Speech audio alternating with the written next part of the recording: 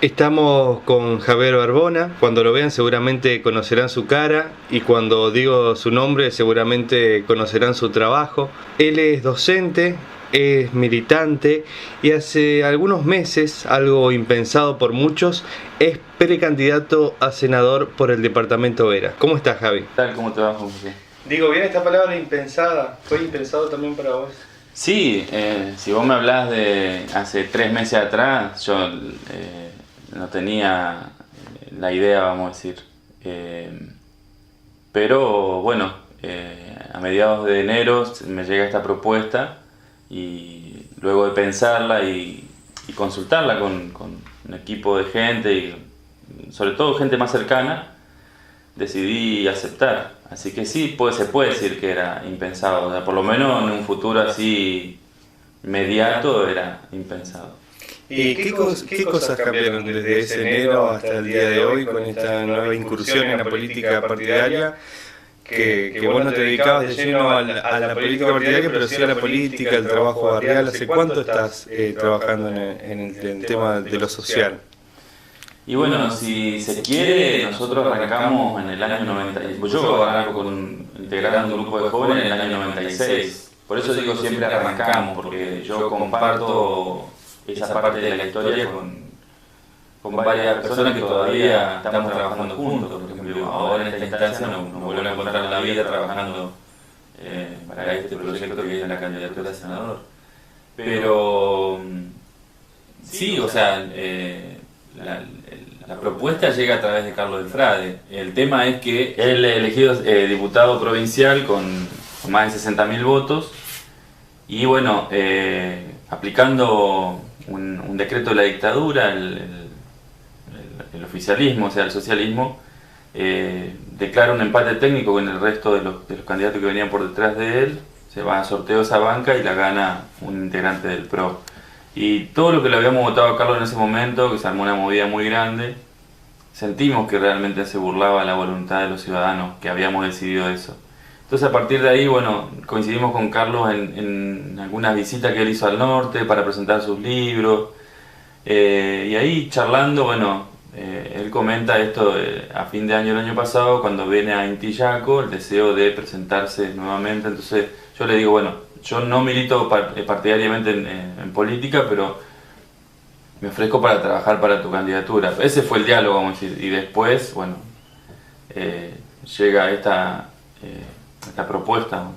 No te la esperaba. No lo esperaba, pero, o sea, tampoco creo que no estaba en mi panorama, vamos a decir. Porque yo soy una persona de un compromiso social de toda la vida, o sea, yo me veo desde ahí, ¿no? Desde lo que hice siempre. ¿Docente hace cuántos años? Y yo soy docente porque en realidad mi deseo era ser profesor de historia. Carrera que inicio, después, bueno, por distintas circunstancias de la vida no puedo seguir. Y estuve casi 10 años sin estudiar una carrera terciaria. Donde trabajaba y militaba, esa era mi vida, vamos, y trabajaba y militaba en lo social. ¿En qué consistía tu trabajo en la militancia en aquella época? Bueno, en esa época nosotros éramos un grupo más o menos, cuando estudiaba en Reconquista, unos 30 jóvenes, que muchos de ellos coincidíamos en el viaje diario a Reconquista. Y bueno, hablando, analizando la realidad, decíamos que bueno, teníamos la intención de crear un espacio joven, de participación, de todo lo demás. Muchos de nosotros habíamos participado en grupos parroquiales o en cosas así, inclusive había chicos que ya habían tenido una militancia partidaria, pero era como que estábamos buscando otra cosa. Entonces se crea un grupo que hacíamos una revista que era La Moraleja. Esa era la primera actividad que nos nuclea, vamos a decir. Una revista que era gratuita, un espacio literario donde cualquier joven escribía o dibujaba y bueno, se repartía eso en toda la comunidad y en la comunidad de alrededor. Esa es nuestra primera actividad o la actividad fundante, vamos a decir. Y después esa inquietud de que la cosa vaya más allá nos lleva a una actividad que era más política, así, y empezamos a ir al Consejo Deliberante a controlar las sesiones del Consejo. O sea, tener una participación ciudadana real, vamos a decir. Claro. Y creíamos que el Consejo Deliberante era el lugar, el ámbito adecuado, porque justamente ahí está representado todo, o sea, aquel que ganó, aquel que no ganó, y bueno, eso hicimos durante 2 años, y ahí tomamos el nombre del Grupo de Ejercicio Ciudadano, porque en realidad lo que hacíamos era ejercer la ciudadanía, ¿no? Esto de poder... Claro, defender los derechos exactamente, y controlar a nuestros representantes. Sí, Javier, te decía que cambió desde enero a esta parte. Me imagino que siempre recorriste lo que es el departamento Vera, todos sus parajes, todas sus comunas, pero ahora calculo que lo estás mirando con otro ojo. ¿Esto es así o no? ¿Qué necesidades encontrás en el departamento? ¿Cómo está nuestro departamento? Yo tengo la posibilidad de empezar a recorrer concretamente el departamento Vera en el año 2002, cuando la Fundación Lilian Font de Holanda me propone ser mediador regional de la fundación. En ese momento la Fundación para Mejor Administración repartía en grandes territorios que funcionaba con un mediador regional, ¿no? Y bueno, a mí me propusieron coordinar esta zona que involucraba a todo el departamento Vera, bueno, parte del departamento 9 de julio y parte del departamento general obligado. O sea que ya había antes organizaciones que hacían esta división del territorio. Y bueno, y ahí uno viajaba a distintas localidades donde había un mediador de la fundación trabajando con grupo de personas o grupo de familia que tenían niños o jóvenes o algún integrante de la familia con una discapacidad. De ahí empiezan a surgir distintos centros, como La Quinta, por ejemplo, el Centro Nueva Esperanza de Fortín Olmo surge desde ahí. Bueno, la Fundación Florecer de Florencia surge de ahí, con el acompañamiento de la Fundación Lilian, bueno, en Reconquista también, en Román, en varios lugares, y aquí en Vera también. Fue como un contagio de claro, gente. Yo visitaba, en realidad era hacer visible una realidad que no estaba siendo visible, ni siquiera estaba siendo atendida. Entonces, a partir de ahí yo empiezo a viajar por el departamento, porque venían, por ejemplo, acá a Vera, venían a rehabilitarse niños que eran de Los Amores. O sea, venían en colectivo a las 4 de la mañana, que salía de allá, llegaban a las 8, venían una vez por semana acompañados de algún familiar. Y así un montón de gente de la zona, hasta de Fortín, bueno, a Olmo iban Fortín Charrúa, Fortín Chica, todos los parajes cercanos. Entonces, si bien uno estaba acá en Vera, por ejemplo, también yo viajaba al encuentro de esa familia, a visitarlos por lo menos una vez por mes. Entonces eso me puso en contacto con una realidad del departamento que desde esa época ahora no ha cambiado mucho. Esa era la próxima pregunta. No ¿Han cambiado las necesidades? Me imagino que no. Al contrario, hay cuestiones que se han agudizado. Sí, ¿Cómo cuáles? Sí, al principio se avisoraba así cuando se empiezan a atravesar los primeros kilómetros de ruta. En la ruta 3, después la ruta 40 que llega hasta Olmo. Ahí sí se empezaba como a ver que iba a haber un cambio. Después quedó todo ahí, vamos a decir, ¿no? Quedó todo ahí. ¿La ruta 3 nunca se terminó? La ruta 3 nunca se terminó y Olmo empezó a tener salida para Reconquista más que para Vera. Entonces ahí también hay como una desarticulación de muchas localidades del departamento. Y como esa situación es un montón, pero en realidad en todo ese tiempo hay como te digo, muchos temas que uno lo ve más agudizado, muchos problemas que uno lo ve agudizados, más que tendieron a mejorar. Como por ejemplo, ¿qué cosa? Y el tema de que la gente, por ejemplo, pueda tener accesibilidad a sus lugares. Hoy, por ejemplo, yo estaba trabajando en la escuela rural y había compañeros nuestros que estaban mirando el cielo para ver si salían o no salían, si llegaban o no llegaban, arriesgando esto de viajar a más de 100 kilómetros por hora para poder agarrar la cinta asfáltica, cosa que no te agarre en el medio de la nada la lluvia. O sea, esas cosas no tienen por qué estar pasando, ¿no? Yo decía ayer el tema de la energía eléctrica, o sea, La gente del norte sufre cortes que nosotros ni nos imaginamos. Hasta 12 horas, el otro día nos decía la gente de Los Amores, 12 horas de corte de energía eléctrica. Y no te estoy hablando de julio o agosto, te estoy hablando de diciembre, enero, meses donde realmente nuestro clima es altamente sacrificado, vamos a decir, porque por más que uno viva acá y se haya criado acá, o sea, el calor es igual para todos, vamos a decir, ¿no? Sí. Entonces esas cosas, la falta de trabajo, el agua potable, la falta de trabajo es una cosa que nos genera muchos inconvenientes. Por ejemplo, uno de los hijos directos de la falta de trabajo y de posibilidades es el desarraigo. O sea, como una cosa va conectada con la otra. La gente se va, generalmente la gente joven se va en busca de otras posibilidades y tenemos... Muchas veces a ensanchar, a engrosar las poblaciones de las grandes ciudades que ya están abarrotadas de gente. Exactamente, el Reconquista mismo nomás está poniendo grito en el cielo porque le ha desfigurado su planificación urbana, es decir, la gente en busca de mejor posibilidades va y se asienta donde puede, va, esto que decía, a engrosar los grandes cordones de las grandes ciudades, y bueno, y eso también trae una consecuencia social en ese lugar a donde se van a vivir, ¿no? Porque tampoco hay servicio, tampoco está planificado que sea así, y bueno, y tampoco está garantizado el subsistir de esa familia que salió de su lugar en busca de mejores condiciones. Javi, más concretamente desde el Senado, por ejemplo, tocando un tema tan delicado como es el del trabajo, ¿qué acciones se pueden realizar en concreto para paliar esta situación? ¿Algunas alternativas para crear puestos de trabajo, para darle impulso al campo productivo? Acá tenemos el campo, tenemos pocas industrias, pero primero yo creo que hay que fortalecer lo que tenemos para después seguir desarrollándose. ¿Qué herramientas tiene el Senado con las que se puede intervenir directamente en la realidad social? Yo creo básicamente esto, que no desconocer que un senador es un legislador, o sea, es parte del poder legislativo, o sea, no tiene capacidad de poder ejecutar, ¿no?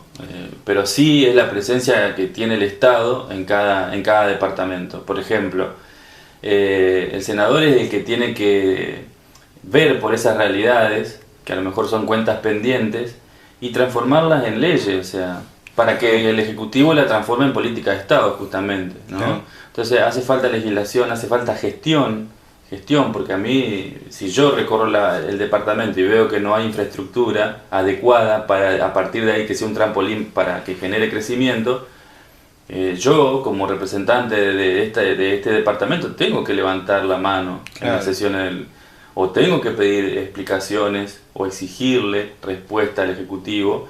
Y no solamente levantar la mano, si es necesario, hay que levantar la voz para defender los intereses y decir que nos piensen dentro de un proyecto integral de crecimiento, pero teniendo en cuenta la característica de nuestra zona. O sea, no podemos medir todo con la misma vara, es decir, repartimos infraestructura según la densidad de población, que en realidad eso es más electoral que otra cosa. No, el departamento Vera necesita crecer en infraestructura primero, esto que yo te decía, por ejemplo, no podemos pensarnos de una manera distinta si el sistema eléctrico está colapsado o por lo menos data de hace 50 años atrás, las últimas inversiones que se han hecho. Más allá de que se dice que se hace inversión y todo lo demás, pero la gente común no lo ve así. El ciudadano común, anoche mismo hubo corte de energía porque hizo un poquito de calor. Entonces, primero esto, pedir infraestructura para el departamento, infraestructura real, porque por ejemplo lo que hay ahora es caminos a medio pavimentar y también a medio bacheo, porque es un desastre lo que son los caminos. Entonces, ¿cómo yo le garantizo al productor esto, que pueda haber un acompañamiento de parte del Estado para que mejore su producción o para que mejore, mejor dicho, el nivel económico de la región?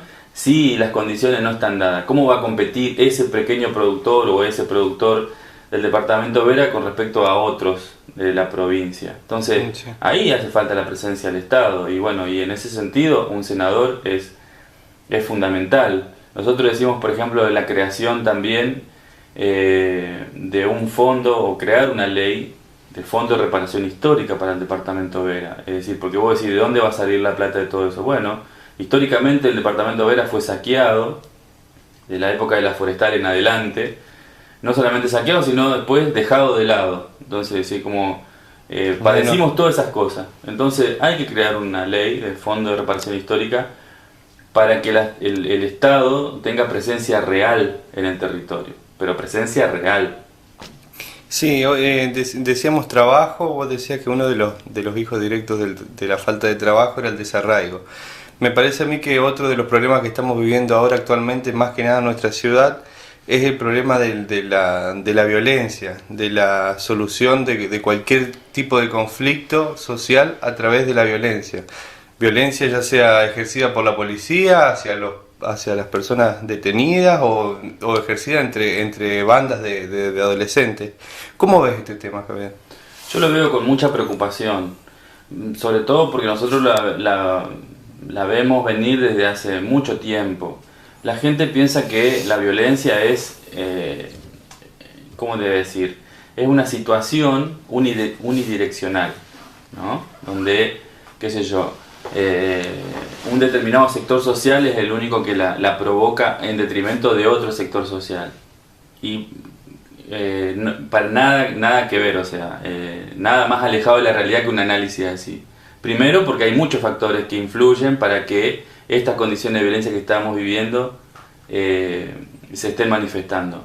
Una de las cosas es esto que te decía, la falta de oportunidad, la falta del trabajo. Vos decís, bueno, pero no podemos hacer una línea simplista de decir, bueno, si no hay trabajo me pongo violento o salgo a robar. No, también hay una responsabilidad de las políticas públicas o de las políticas sociales o de la dirigencia política. Por ejemplo, prácticas de viejas políticas clientelares, ¿no? De sumisión, del voto cautivo, del te pago porque me vote. Entonces todas esas cosas también, o sea, son una bomba de tiempo, ¿no? Que uno la va alimentando a lo largo del tiempo y en algún momento revientan por algún lado. Todos esos son factores que influyen, no es solamente si la economía nacional está en crisis o si la economía mundial no nos está favoreciendo, por ejemplo. Todos esos factores está bien que influyen, pero acá también hay responsabilidades de cómo se está mirando a determinado sector de la población siempre, ¿no? Porque no es casual que uno vea camionetas o autos en la época de elecciones yendo a buscar a la gente, entregarle el bolsón, retenerle las tarjetas. Todas esas son prácticas que son prácticas violentas. Entonces, ¿qué es la violencia? También tenemos que sentarnos a decir, ¿es violencia solamente los pibes que se agarran con tumberas en determinados lugares de la ciudad? ¿Es violencia cuando yo solamente entro o alguien entra a robar a tu casa? Porque también es cierto que nos han robado de otras maneras y nadie ha pedido mano dura para la gente que nos ha robado de otra manera. Y para muestra bastan 1000 botones que hemos tenido a lo largo de la historia. Sí, y bueno, y otro tema importante que nos preocupa acá a nosotros los verenses, al departamento completo, es el tema de la salud pública. El Senado también cuenta con herramientas como para empezar a mejorar la calidad de la salud pública, para que la gente no tenga que trasladarse tantos kilómetros por atenciones mínimas por ahí. Yo creo que en el caso de un senador o de un diputado es fundamental para esto que yo te digo, reclamar y defender a la población a la que representa. Por ejemplo, no puede ser que nosotros sigamos respondiendo a un sistema de salud que tiene determinada organización, pero que a la larga y a la corta uno ve que no está funcionando, que está colapsado. ¿Por qué? Porque lo prometido no está realizado. ¿Sí? Si nosotros tuviéramos realmente un hospital de alta complejidad en Reconquista, uno dice, bueno, eso es otra cosa, ¿no? El tema de las derivaciones. Pero nos vendieron un esquema de organización de salud, pero sin la infraestructura adecuada. Entonces, lo que estamos haciendo es colapsar ya un sistema colapsado y poniendo en riesgo la vida de los ciudadanos. Y eso, para mí, un senador no lo puede dejar pasar, porque está en riesgo la vida de los ciudadanos. O sea, y hablamos concretamente de un chico que hace poco murió de neumonía de 15 años en Tartagal, a fin del año pasado un chico que muere de peritonitis de 26 años en Los Amores. Y yo cuando fui a Los Amores, naturalmente, un personal de la salud me lo comentó así como al pasar, pero para mí no deja de ser un dato menor. él me decía, es impresionante, pero hace por lo menos 10 años que nadie nace en Los Amores. Nadie nace en Los Amores, ¿por qué? Porque es un riesgo parir en localidades pequeñas, es un riesgo de vida, entonces las mujeres se van antes, y eso también es violencia, ¿no? Que uno ni siquiera pueda estar contenido por sus afectos en el momento de traer a un integrante más de la familia al mundo, ¿no? Todas esas son situaciones violentas y que ponen en riesgo la salud de la población. O sea, la gente se va o a parir a Charaday en el Chaco o se van a Reconquista un mes antes. Entonces, con todas esas cosas que terminar, y un senador, si uno recorriendo el departamento las conoce, un legislador también la recontra conoce. Entonces, en ese sentido, la salud, yo creo que hay que exigirle al Estado que replantee su esquema de organización. ¿Por qué? Porque algunas cosas no están garantizadas. Por ejemplo, el hospital de Veras lo están desmantelando, pero nos derivan a un centro de salud que está colapsado. Entonces, esto que yo te decía, lo primero, en todo caso potenciemos los hospitales regionales como Vera, como Calchaquí, para que esas derivaciones no sean, vamos a decir, que no vayamos nosotros, los ciudadanos del departamento de Vera, a engrosar y a colapsar el sistema de salud en Reconquista. Javi, como para cerrar, ves muy nutrida la escena de candidaturas. Esto para mí, mi lectura es que le hace bien a la democracia que haya tantas ofertas electorales. No sé cómo lo ves vos y qué le dirías a la gente para que se sume al espacio del Frente Social y Popular. Yo también comparto esto de que a mí no me parece malo que haya muchos candidatos, pero sobre todo que haya muchas propuestas, ¿no? Donde la gente pueda debatir, que volvamos a debatir ideas, esto que yo te decía, que no sea como cosas preestablecidas, así, va a ganar fulano porque ya tiene aceitado el mecanismo de cómo se compran los votos y todo lo demás, porque eso no le hace bien a la democracia. Es decir, esta democracia, para estar viviéndola y perfeccionándola cada día, porque es indudable que tiene que ser mejorada, costó muchísima vida en este país. Entonces, hay que cuidar eso, hay que cuidar lo que se ha logrado con mucho esfuerzo y con mucho sacrificio y con mucho dolor. Con más razón eso nos genera una responsabilidad enorme de decir, bueno, yo justamente por eso decido participar en política también, porque tomo conciencia de que somos sujetos protagonistas de nuestra historia. Pero esto, que haya plataforma, que haya proyectos, y acá la gente tendrá para elegir si los candidatos realmente sabemos transmitir cuáles son nuestras propuestas, cuáles son los proyectos. Acá hay en juego, o seguimos eligiendo a un proyecto que ha demostrado que poco y nada ha hecho por el departamento Vera, a otro proyecto que responde a un esquema de organización territorial como son los nodos, que en estos últimos 8 años nos ha perjudicado enormemente a los ciudadanos del departamento Vera y a sus intereses, o realmente decimos tenemos que exigir lo que nos corresponde por historia y tenemos que defender lo nuestro. Yo me comprometo a eso, a exigir lo que nos corresponde, a defender lo nuestro, y yo creo que eso está en la línea de lo que plantea el Frente Social y Popular. Por eso justamente se llama Frente Social y Popular, porque hay mitos en la política que hay que derribar. Por ejemplo, que participan en política determinados sectores o élites sociales. Si nosotros seguimos alimentando ese mito, la grande mayoría vamos a quedar al margen de las decisiones que pueden ayudarnos a salir de las crisis o enterrarnos más en las crisis. Entonces, la gente tiene que participar, hay que derribar algunos mitos que tienen que ver con la política, esto que por ejemplo me decían a mí, ¿por qué no empezaste de más abajo? O sea, yo vengo de la militancia social, no sé qué más abajo se puede empezar que eso.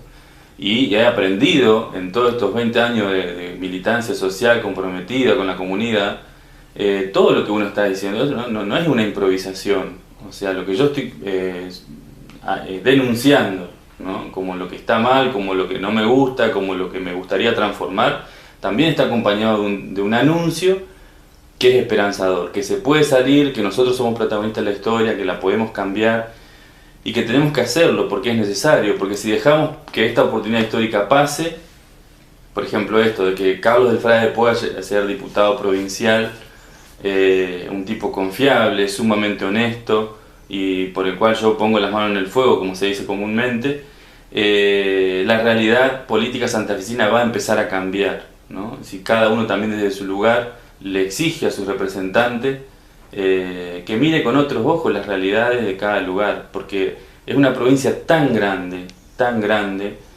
que acá en el mismo nodo o en el mismo departamento, no es lo mismo estar hablando en Calchaquí de determinadas realidades que estar hablando en Intillaco o en Los Amores. O sea, hay más de 300 o 400 kilómetros de distancia y la realidad cambia totalmente. Así que hay que mirar de esa manera, no podemos mirar y medir todo con la misma vara.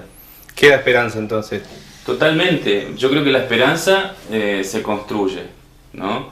Y nos han alimentado la desesperanza. Entonces llegó el momento de decir que no queremos alimentarnos más de eso, ¿no? Queremos nosotros, las mayorías, el pueblo, aportar nuestras ideas y nuestras capacidades para que la realidad cambie.